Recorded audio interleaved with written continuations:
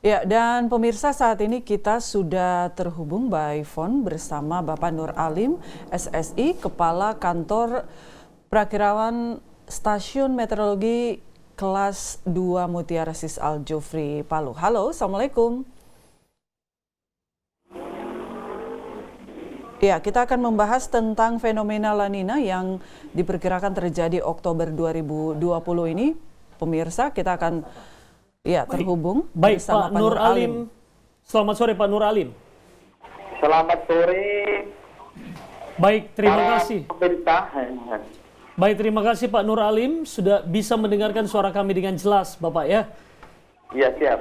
Baik, Kepala Kantor Prakirawan Stasiun Meteorologi Kelas 2 Mutiara Sis Al Jufri Kota Palu. Kita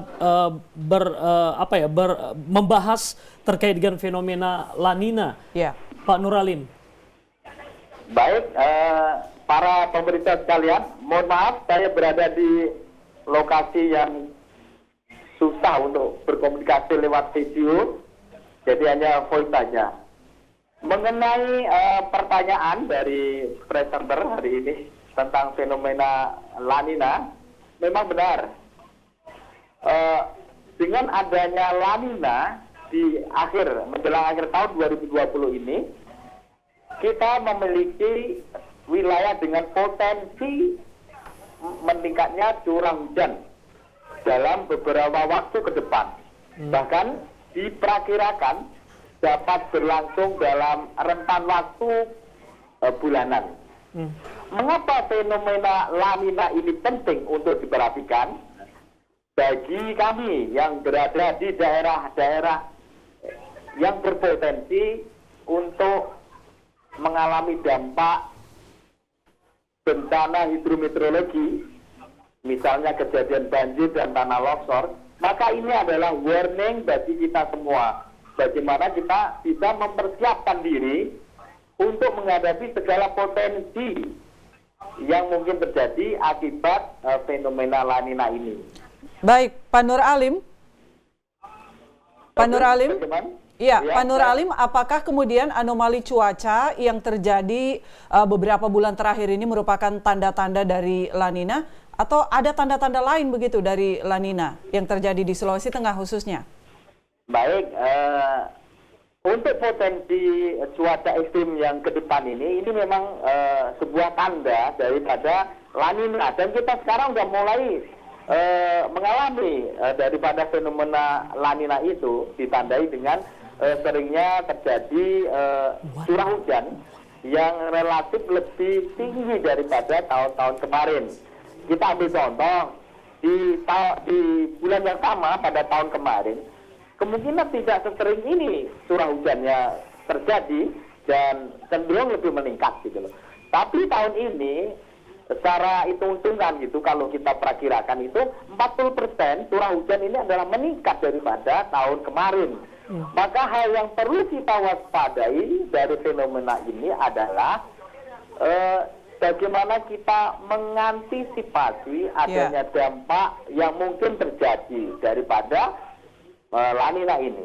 Jadi kalau diperkirakan begitu Pak Nur Alim, ini akan terjadi dari bulan kapan sampai kapan begitu Pak Nur Alim?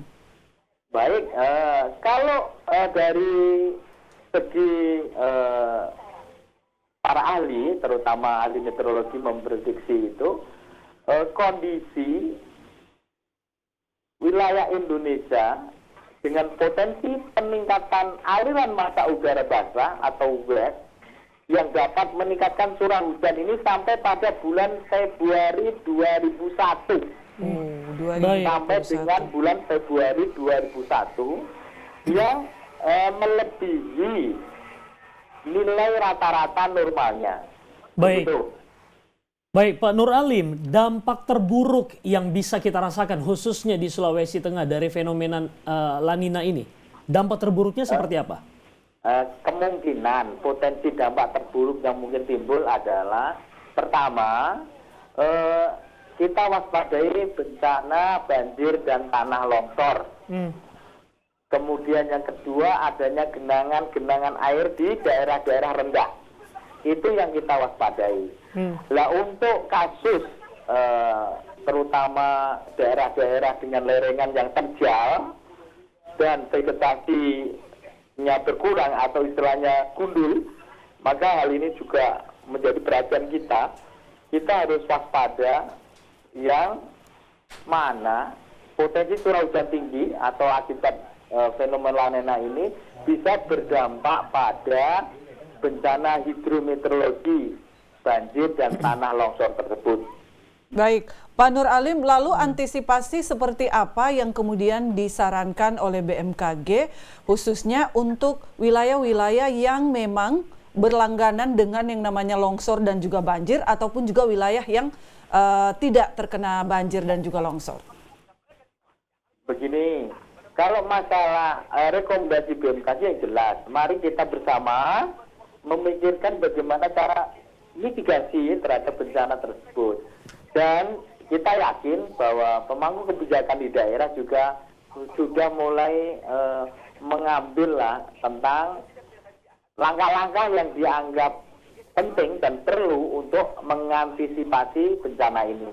Ya, rekomendasinya jelas, kita tingkatkan koordinasi bagaimana cara memahami peringatan dini yang dipublish oleh BMKG bisa dipahami oleh para pengambil kebijakan dan khususnya bagi masyarakat.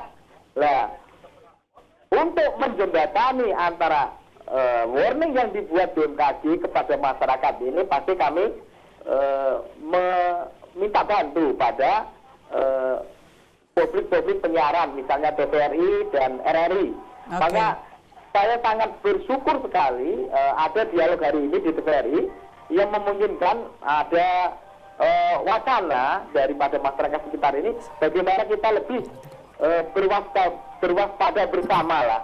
Mari kita bersinergi bagaimana memikirkan mengantisipasi dampak yang mungkin timbul. Yeah. Dan kita berharap kejadian dampak-dampak negatif ini nggak terjadi gitu loh.